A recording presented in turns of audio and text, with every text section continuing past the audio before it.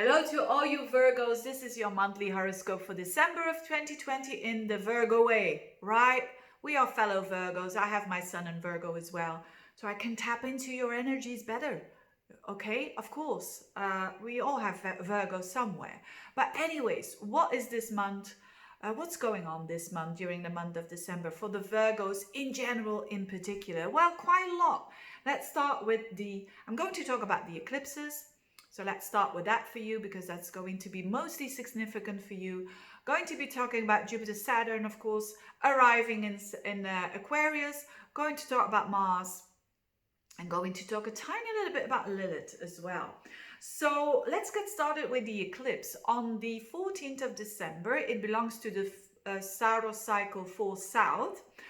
The same cycle as the eclipse on the 30th of November. This eclipse is with the sun and the moon together in the south node in Sagittarius at 23 degrees. So when you are a Virgo having planets around 23 degrees, you're gonna feel it the most.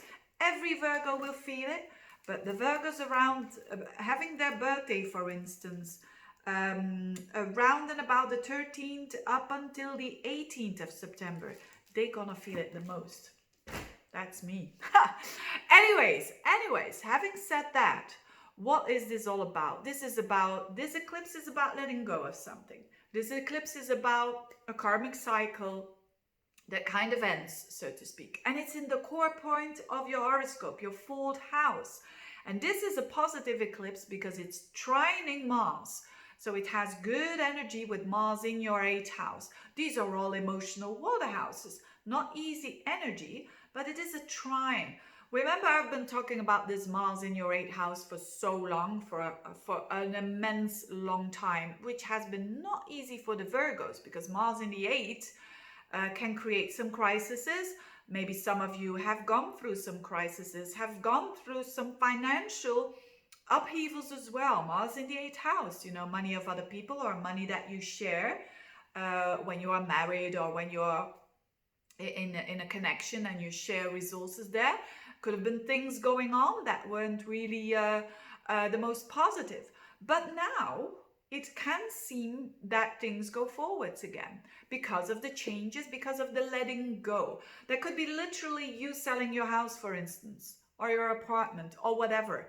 And because of that, you have money to invest in new stuff, to invest in a new life, basically. Or it's definitely something that goes away and then you have space for something new.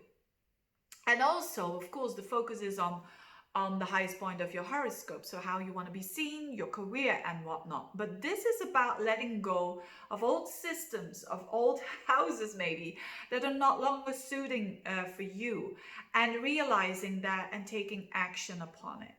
So that could be a really positive thing, although this Mars still squares up to Pluto in your 5th house. So that means that the action that you're taking around, for some of you, like, with the housing stuff, it could be renovations, it could be selling, buying, selling, well, first selling, buying, but it can also be on a deep emotional level that your emotional reaction pattern, it's not working anymore. You need to let go of something, of an old way of how you react upon situations. There's something new there. And that's the psychological insight that you might have when this is not on a money level, for instance, for you. So take what resonates. But this trine, this good energy flow, this Mars that wants to go forwards and wants you to become stronger and empowered by taking those actions, it can have still consequences, very transformative on your 5th house. Because Mars, for the 3rd time and the last time, squares up to Pluto in your 5th house. 5th house is children. So for instance, because of the changes that you're making, maybe you're selling a house that has a consequence on your children, for instance. So you know that is going to transform them. It's not necessarily a bad thing, but you know that this is a consequence, for instance. So these are things of Mars squaring up to Pluto. Mars is actions, Pluto is transformation. So your actions, be aware that they're going to be transformative. It's not going to be just an action that you're doing and off you go. No, it's going to have real transformational effect. Or on your love chakra, your love chakra, your heart chakra, I mean. The fifth house is maybe on a love relationship that is going to have consequences there when you're going to do that. And you realize that. And that is the transformation, for better or for worse. It depends on your personal situation, but there's definitely also having consequences on the love level. It could also be on a project that you're having. It can have an effect on that, on the way that you enjoy yourself. It's going to change when you make those moves that I just talked about. So very interesting and very deep. You know, a lot is happening for the Virgos behind the scenes. Other people are not going to see it. You know, it's the water houses. These are emotional houses. You don't talk so easily about this stuff. Now, another thing which is very interesting is, of course, Jupiter and Saturn entering Aquarius. So I think you're going to like this, you Virgos, because it's entering your sixth house, which is your house. It's the house of the busyness. It's the house of your day-to-day routines, your work, your health. And Jupiter, Saturn comes into that area on the 18th of the month and Jupiter on the 20th. They're making a conjunction, joining together. And Jupiter is about expansion. Saturn is about making it real, being serious. So you're going to have some serious expansion there. You're going to have a practical vision about what? About your work, about your day-to-day life, about your health. So isn't that a good start? It's just a preview there because it's going to stay there for most of 2021, this energy. And I think it's going to give you new hope, which is Jupiter, in a very real way. Maybe a lot of work, yes, but a work that you want to do, work that is meaningful. And your day-to-day routines, they kind of change, but in that positive way, which is Jupiter and Saturn together joining there. So I'm going to be talking a lot about that. It's also on fixed stars called Altair, which is about confidence, and Albirio, which is about, you know, it's lovable energy. So there's definitely, with confidence, some changes for you that are starting to happen already in December that has to do with your day-to-day work, your day-to-day routine. If you're not working, your day-to-day life, your health. So there is definitely practical visions that you're putting out there. And last but not least, Lilith and Uranus in a fellow earth sign of Taurus in your 9th house, which is going to be felt throughout the whole month. Normally I don't mention Lilith, but when it's so close to Uranus for such a whole month, and next month in January Mars is going to join the club, this is significant. This is significant energy. Uranus is about liberation.